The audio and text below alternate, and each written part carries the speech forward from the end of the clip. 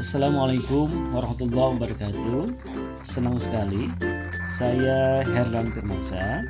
Pada video kali ini ingin memberikan penguatan materi sesi pertama pada unit pembelajaran 1 pengantar ekonomi syariah untuk modul PKB guru mata pelajaran ekonomi Madrasah Aliyah. Bapak Ibu semua, seringkali saya menemukan atau dihadapkan kepada pertanyaan, apakah ekonomi syariah itu pilihan atau hanya alternatif saja? Nah, kita bisa membantu memberikan sebuah narasi jawaban bahwa pertama, jika kita melihat ekonomi syariah secara inklusif, bahwa ekonomi syariah itu bagian dari sistem ekonomi yang ada, dan kita sudah mengenal satu kutub ada sistem ekonomi kapitalis liberalis, ya. Yang kutub lainnya itu ada ekonomi terpusat atau ekonomi sosialis. Maka ekonomi syariah itu berdiri di antara keduanya, ya, di antara keduanya.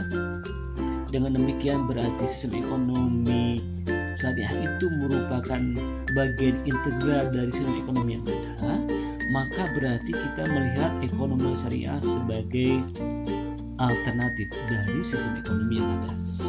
Nah, namun demikian, ketika kita melihat bahwa ekonomi syariah itu merupakan sistem ekonomi yang berdiri sendiri, ya, sistem ekonomi yang memiliki doktrin khusus, konsep tersendiri, dan merupakan bagian integral dari ajaran Islam, ya, bagian integral dari struktur ajaran Islam, di mana Islam itu terdiri dari akidah, syariah dan akhlak, dan dalam kajian syariah di situ ada ibadah, ada muamalah, ada munakahat, ada juga di jinayat di situ. Dan ketika kita bicara muamalah di situ ada kajian ekonomi dan sosial. Ya, dengan demikian berarti kita melihat ekonomi itu bagian dari muamalah dan muamalah bagian dari syariah, dan syariah itu adalah Islam. Maka berarti kita melihat ekonomi syariah secara eksklusif. Dalam konteks ini berarti ekonomi syariah adalah pilihan. Jadi siapa saja yang mengaku muslim, siapa saja yang beragama Islam, maka dia automatically harus memilih ekonominya adalah ekonomi syariah. Kenapa? Karena ekonomi bagian dari muamalah, muamalah bagian dari syariah, dan syariah ini bagian integral dari ajaran Islam. Dari slide ini kita bisa menangkap pula bahwa kajian ekonomi dalam Islam itu merupakan bagian dari muamalah. Oleh karena itu, untuk bisa memahami kajian ekonomi syariah, kita tidak bisa lepas dari kajian fikih muamalah. Kita tidak bisa lepas dari kajian fikih iktisad yang ada dalam kajian fikih muamalah. Nah, kemudian dalam bahasa Arab, ekonomi itu diistilahkan dengan al-iktisad. Maka dalam kajian fikih muamalah tadi ada secara spesifiknya, ada juga kajian fikih iktisadnya. Al-iktisad secara bahasa memang berasal dari bahasa Arab itu, ya, yang artinya adalah pertengahan dalam berkeadilan. Makanya tadi di awal, ya, dalam konteks sistem ekonomi yang ada, ekonomi syariah itu bekerja di antara mekanisme pasar dan perencanaan terpusat. Al-iktisad, ya, pertengahan. Berikutnya, karena ekonomi syariah itu bagian dari fikih muamalah, maka kita perlu memahami kaidah fikih muamalah. Ya. Selain yang saya tampilkan di slide ini, ada yang disebut dengan al-qawaid al-khamsah. Al-qawaid al-khamsah atau kaidah 5 asasi atau 5 kaidah asasi. Ya. Yang pertama ada al-umuru bimaqasidiha. Kemudian yang kedua al-yakinu la yuzalu bisyak. Kalau al-umuru bimaqasidiha, setiap perkara tergantung kepada niatnya. Yang kedua ada al-yakinu la yuzalu bisyak. Keyakinan tidak bisa dihilangkan karena adanya keraguan. Yang ketiga, al-masyaqqatu tajlibut taisyir. Al-masyaqqatu tajlibut taisir. Kesulitan akan mendatangkan kemudahan. Kemudian ada lagi ad-dararu yuzalu. Kemudaratan harus dihilangkan. Seperti sekarang nih masa pandemi, kita pakai masker, itu bagian dari menghilangkan ikhtiar kita menghilangkan kemudaratan. Kemudian al-adah muhakamah. Ada bisa menjadi hukum. Nah, 5 kaidah asasi tadi atau al-qawaid al-khamsah tadi itu ya merupakan bagian dari kajian usul fikih yang melandasi praktek-praktek ekonomi dalam Islam. Ya, yang melandasi praktek-praktek ekonomi dalam Islam. Nah, yang lebih umum lagi ada yang saya tampilkan di slide ini.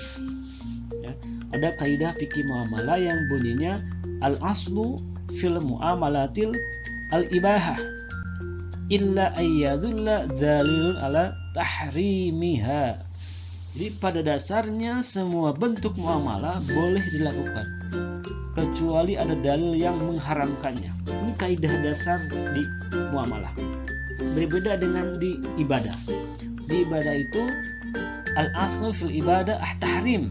Jadi hukum asalnya ibadah itu haram kecuali ada dalil yang memerintahkannya. Makanya di situ ada yang disebut dengan bid'ah. Kalau nggak ada dalil yang memerintahkannya kemudian kita melaksanakan, itu bid'ah. Itu dalam ibadah. Dalam muamalah kaidah dasarnya adalah ini. Pada dasarnya semua bentuk muamalah itu boleh dilakukan kecuali dalil yang mengharamkannya. Sehingga dalam konteks ekonomi sekarang banyak praktek-praktek ekonomi kontemporer yang zaman dulu mungkin belum ada, ya, seperti penggunaan uang elektronik, jual beli online, ya, penggunaan e-money dan sebagainya. Itu zaman dulunya tidak ada. Kemudian muncul pertanyaan kan, apakah ini sesuai dengan syariah? Maka kita kembalikan kepada kaidah ini. Selama tidak ada dalil yang mengharamkannya, berarti itu boleh. Ada disebut kaidah maslahah mursalah misalnya. Ya, kaidah maslahah mursalah itu bagian dari sumber hukum Islam yang bisa menjadi pijakan bahwa ketika dalam konteks Quran hadis itu ijma qiyas itu tidak ditemukan dan itu tidak ada larangan terhadap itu, juga tidak ada perintah terhadap itu, tapi memberikan kemaslahatan bagi umat, maka itu menjadi bagian dari syariat Islam dan itu boleh. Nah, ini yang dimaksud dengan kaidah fikih muamalah yang ada di slide ini. Nah, berikutnya untuk bisa memahami ekonomi syariah, memang tidak bisa atau tidak hanya cukup kita belajar ilmu ekonomi syariah itu sendiri. Jadi untuk bisa paham tentang ekonomi syariah, kita bisa atau kita harus memahami ilmu ekonomi itu sendiri, ya. Kemudian kita mengkaji filsafat ekonomi agar pemahaman kita itu lebih mendasar, lebih sistematis. Kemudian kita pahami sistem ekonomi. Kita ketahui sistem ekonomi itu merupakan upaya manusia untuk memecahkan masalah-masalah ekonomi, untuk memecahkan inti masalah ekonomi. Maka di situ dalam konteks kenegaraan muncul sistem ekonomi, kita juga harus belajar itu, ya. Kemudian kita belajar tentang pemikiran ekonomi, kita gali pemikiran dari para tokoh ekonomi yang memberikan narasinya tentang fenomena-fenomena ekonomi, ya, dan kita rujuk sebagai bagian dari literatur kajian ekonomi syariah. Dan terakhir kita juga harus memahami tentang usul fikih, fikih muamalah, dan kaidah fikih iktisad. Kaidah fikih iktisadiyah. Nah, ini penting. Usul fikih, kemudian kaidah fikih, ini tiga hal utama yang tidak bisa lepas dari kajian ekonomi syariah. Ya, tidak bisa lepas dari kajian ekonomi syariah. Yang saya jelaskan di awal tadi ada kaidah fikih muamalah, al-asl fil muamalah al-ibahah. Itu bagian dari kajian itu. Saya jelaskan tadi ada 5 kaidah asasi, al-qawaid al-khamsah, ya, al-umuru bimaqasidiha, al-yaqinu la yujalu bis-syak, ad-dararu yujalu, al-adah muhakamah. Itu semua kaidah-kaidah dasar yang memang tidak bisa dilepaskan dari kajian kita tentang ekonomi syariah. Itu yang perlu kita pahami terkait dengan literasi ekonomi syariah.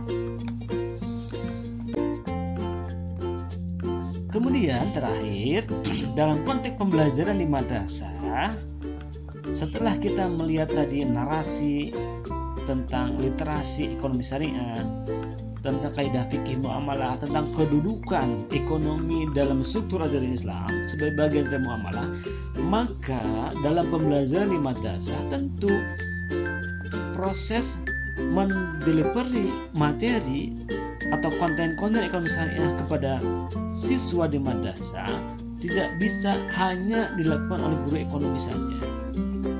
Dan ini menjadi keunggulan tersendiri sebetulnya bagi madrasah. Kenapa? Karena ada mata pelajaran lain yang di situ juga berkepentingan, bermuatan, ya, berkonten ekonomi Islam atau ekonomi syariah. Apa itu? Mata pelajaran fikih. Mata pelajaran fikih. Jadi pembelajaran ekonomi syariah di madrasah itu dilaksanakan melalui 2 mata pelajaran. Pertama adalah mata pelajaran ekonomi. Untuk ekonomi di madrasah, kita mengacu kepada Permendikbud nomor 37 tahun 2018 tentang KI dan KD, pendidikan dasar, ya, dan pendidikan menengah untuk kurikulum 2013. Nah, di situ ada KI/KD mata pelajaran ekonomi. Dalam KI/KD mata pelajaran ekonomi ada beberapa KD yang sesungguhnya bisa diintegrasikan materi-materi ekonomi syariah. Khususnya KD 3.1, ya, yang di situ bicara tentang konsep dasar ekonomi syariah. Kita bisa mengintegrasikan materinya di situ. Setelah disampaikan materi-materi tentang masalah pokok ekonomi, tentang pengertian, tentang prinsip dan sebagainya dari ilmu ekonomi itu sendiri, setelah itu kita bisa dilanjutkan dengan menyajikan materi tentang pengantar ekonomi syariah, ya, yang akan menjadi bagian dari unit pembelajaran dalam program PKB Guru Ekonomi Madrasah Aliyah. Yang kedua ada juga di KD 3.2. Di situ kita bisa bicara tentang sistem ekonominya, bahwa di antara jenis atau macam-macam sistem ekonomi yang berkembang di dunia, selain sistem ekonomi pasar atau sistem ekonomi liberal kapitalis, ada juga sistem ekonomi sosialis atau perencanaan terpusat. Nah, di situ kita bisa menyampaikan pula bahwa ada sistem ekonomi campuran, ya, dan ada sistem ekonomi yang secara khusus kita namakan sistem ekonomi Islam atau sistem ekonomi syariah yang memiliki karakteristik khusus dan berbeda dengan sistem ekonomi yang lainnya. Nah, di KD tersebut kita bisa mengintegrasikan materi tentang ekonomi syariah. Di fikih kita merujuk kepada yang terbaru KMA, Keputusan Menteri Agama nomor 183 tahun 2019 tentang kurikulum PAI dan bahasa Arab di Madrasah Aliyah. Nah, di situ kalau kita kaji mata pelajaran fikih kelas 10 KD di semester genapnya seluruhnya menyampaikan atau berkonten tentang ekonomi syariah. Seluruh KD mata pelajaran fikih kelas 10 semester genap seluruhnya itu kontennya bermuatan ekonomi syariah. Dimulai dari konsep kepemilikan, kemudian konsep akad, kemudian bicara ke al-bai, jual beli, ya, al-bai al-istisna, al-bai al-salam, al-bai al-murabah, terus kemudian ada konsep syirkah di situ, ada mudharabah, ada musyarakah dan seterusnya. Sampai kepada di KD terakhir semester genap mata pelajaran fikih kelas 10 itu mengkaji tentang perbankan, mengkaji tentang riba, mengkaji tentang asuransi. Nah, saya pikir itu adalah menjadi keunggulan dari kurikulum di madrasah bahwa selain ekonomi ada mata pelajaran fikih yang juga berkonten ekonomi syariah.